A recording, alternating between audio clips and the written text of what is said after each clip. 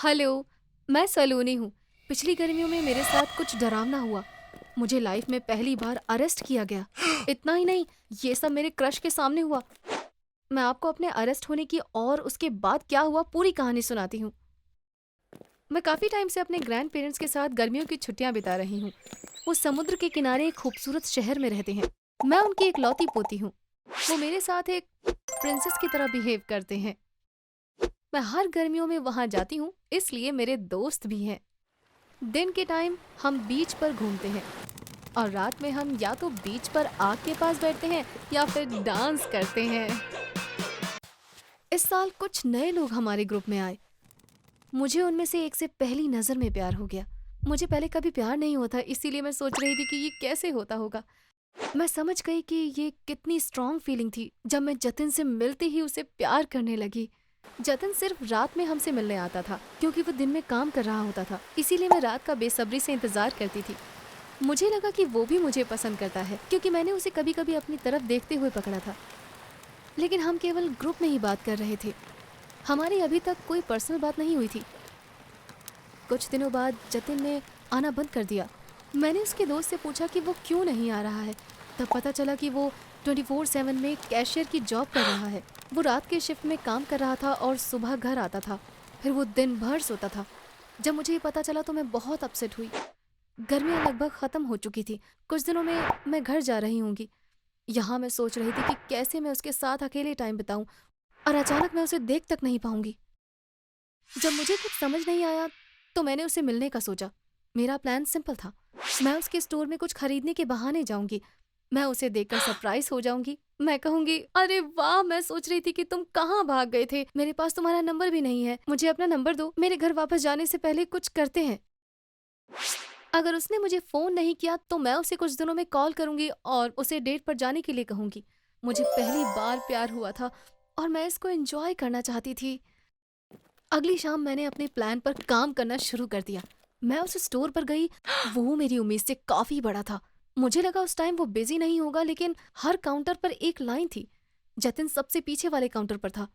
उसने मुझे नहीं देखा। मैं अंदर चली गई। मैं कुछ देर बेवजह घूमती रही। जतिन के काउंटर के सामने भी लाइन थी। मैंने उसके काउंटर की लाइन कम होने तक वेट करने का फैसला किया। मैं ब्यूटी प्रोडक्ट के सेक्शन में घूम रही थी। मैंने वहाँ सभी परफ्यूम्स को ट्राई किया। वैसे मुझे नए परफ्यूम्स की ज़रूरत नहीं थी क्योंकि मैं हमेशा एक ही परफ्यूम यूज़ करती थी। असल में मैंने उसी दिन एक नई बॉटल खरीदी थी। मैंने अपने बैग से अपना परफ्यूम निकाला और अपने हाथ पर स्प्रे किया।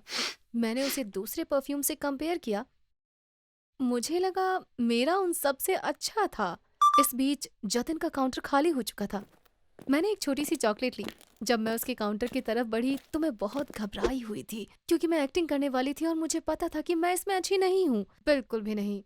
जब जतिन ने मुझे देख के नॉर्मल बिहेव करा तब मुझे आराम मिला। वो उठा और मेरे गाल पर किस किया। इससे पहले कि मैं कुछ बोलती उसने मेरा नंबर मांगा। मैंने कहा, मैं कुछ दिनों में घर वापस जा रही हूँ, तुम्हारे जाने से पहले हम मिलते हैं, मैं तुमको जरूर कॉल करूंगा। उसने कहा। मैं बहुत खुश थी, सब कुछ अच्छा हो रहा था। मुझे रियलाइज हुआ मेरे पीछे कस्टमर्स की लाइन लगी हुई थी, तो मुझे जाना पड़ा। मैंने चॉकलेट के पैसे दिए, मैंने जतिन को बाय बोला और मैं बाहर जाने लगी। जैसे ही मैं खुश होते हुए जा रही थी, स्टोर के सिक्योरिटी गार्ड ने मुझे रोक लिया। वो चाहता था कि मैं अपना बैग खोलूं। मैंने जतिन की तरफ मुड़कर देखा। वो दूर से देख रहा था क्योंकि उसको लगा कि कुछ गड़बड़ है। ये बहुत शर्मनाक था। मैंने गार्ड से कहा, आप मेरा बैग चेक नहीं कर सकते। उसने कहा, अब जब पुलिस आएगी तब आपको अपना बैग दिखाना ही पड़ेगा। जतिन आया और कहा मैं उसका दोस्त हूँ, पर सिक्योरिटी गार्ड कुछ भी सुनने के मूड में नहीं था।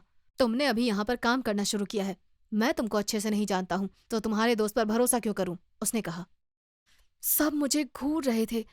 मैंने उसे अपना बैग दिया और कहा, ठीक है देखो।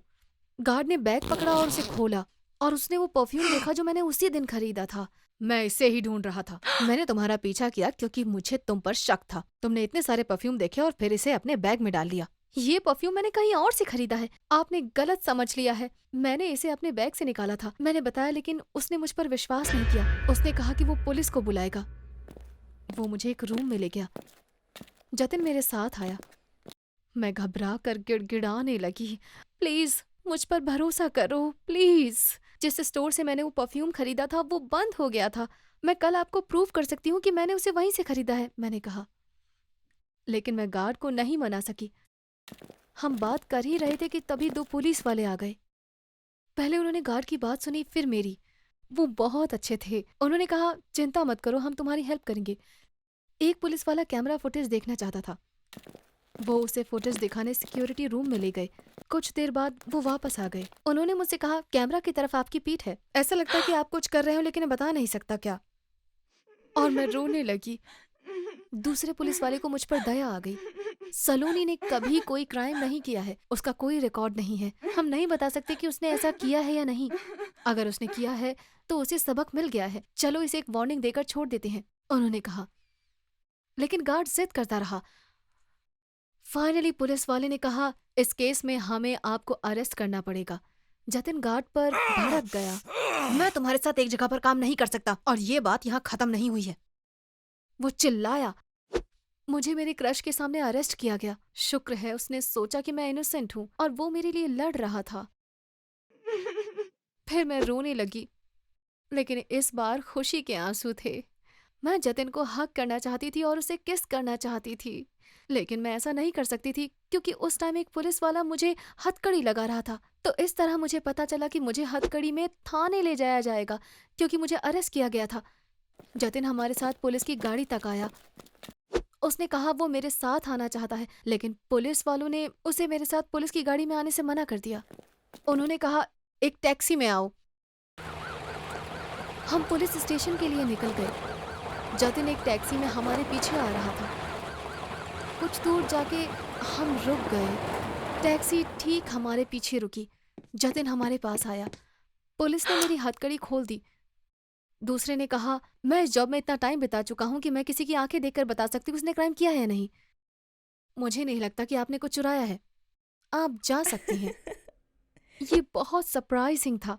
हमने पुलिस वालों को थैंक्स कहा और टैक्सी में बैठ गए। मैं बहुत इमोशनल थी। मैं बहुत अपसेट थी कि मेरे साथ ऐसा कुछ हुआ था। वहीं दूसरी तरफ इस इंसिडेंट ने मुझे जतिन से एक स्पेशल तरीके से जोड़ दिया था। मुझे पहले से पता था कि मैं इनोसेंट हूँ, लेकिन जतिन को भी मैं इनोसेंट ही लगी क्योंकि उसे मुझ पर ट्रस्ट था और ये मेरे लिए बहुत इंपॉर्टेंट था। हमने उस रात बीच पर जाने का फैसला किया क्योंकि सुबह हमें एक ज़रूरी काम था। एक मिनट, मैं उस पर बाद में आऊँगी। हम सारी रात रेत पर बैठे बैठे बातें करते रहे। मैंने उससे माफ़ी मांगी क्योंकि मेरी वजह से उसे जॉब छोड़नी पड़ी। जब उसने कहा, मुझे वैसे भी एक दिन जॉब छोड़नी ही थी क्योंकि मैं एक बहुत सुंदर लड़की के साथ टाइम बिताना चाहता हूँ। फिर मैं रोने लगी। मैं आमतौर पर ऐसे रोती नहीं हूँ, लेकिन मुझे लगता है कि मेरा अजीब बिहेव करना नॉर्मल था क्योंकि वो मेरी लाइफ की सबसे अजीब रात थी। मुझे टाइम का पता ही नहीं चला। वो कितना रोमांटिक था। मुझे और क्या चाहिए था। हमने अगली सुबह सूरज को उगते हुए भी साथ देखा। उस स्टोर वाली बात ने हमें इतना करीब ला दिया था कि हमने कपल बनने का फैसला कर लिया था। तो आप अंदाजा लगा सकते हैं कि सुबह हमें क्या काम था। हाँ, मैं उस स्टोर पर जा रही थी जहाँ से मैंने अपना परफ्यूम खरीदा था और मैं ये प्रूव करने वाली थी कि मैंने उसी दिन खरीदा था। जिससे मैंने वो खरीदा था उसने मुझे पहचान लिया। जो हुआ मैंने उसे बताया। उसे बहुत बुरा लगा। मैं तुमको फिर से रसीद दे देती हूँ, उस पर डेट और टाइम है, लेकिन मैं तुम्हारे लिए कुछ और भी करूँगी, उसने कहा। वो स्टोर के पीछे चली गई। कुछ देर बाद वो वापस आई और उसने मुझे सीसीटीवी फुटेज दी। उसने वो पार्ट ढूंढा जहाँ मैं परफ्यूम खरीद रही थी। हमने साथ में वो वीडियो देखा। वीडियो में टाइम स्टैम्प भी था। आप मुझे परफ्यूम खरीदते हुए काउंटर में उसकी पेमेंट करते हुए देख सकते हैं।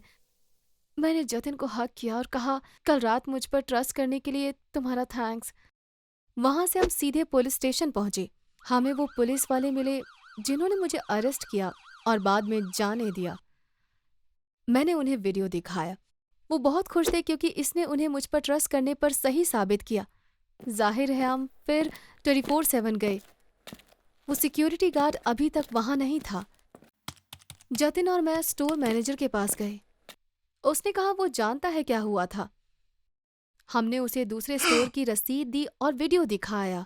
हाँ? मैनेजर ने कहा, मैं आपसे हमारी कंपनी की तरफ से माफी मांगता हूँ। जतिन ने कहा, थैंक यू, लेकिन उस सिक्योरिटी गार्ड को माफी मांगनी चाहिए जिसने हमें इतना परेशान किया। और मैनेजर ने उसे कॉल करके अंदर आने के लिए कहा। कुछ देर बाद गार्ड अंदर आया। वो मुझसे आंखें नहीं मिला सका।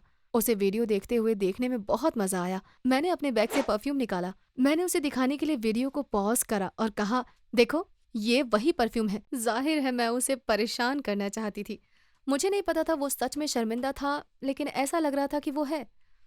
उसने मुझसे फिर से माफी मांगी। जैसा कि आप सभी देख सकते हो, एक रात के दौरान मुझे चोर बना दिया गया और अरेस्ट कर लिया गया और छोड़ भी दिया गया, और सबसे इम्पोर्टेंट, मुझे अपना बॉयफ्रेंड मिल गया।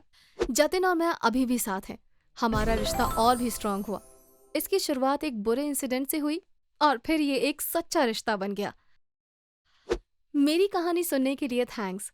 अगर आपको ऐसी असली कहानियां पसंद है तो आप हमारे चैनल को सब्सक्राइब कर सकते हो, जिससे आपको नए वीडियोस के बारे में पता चल सके। बाय।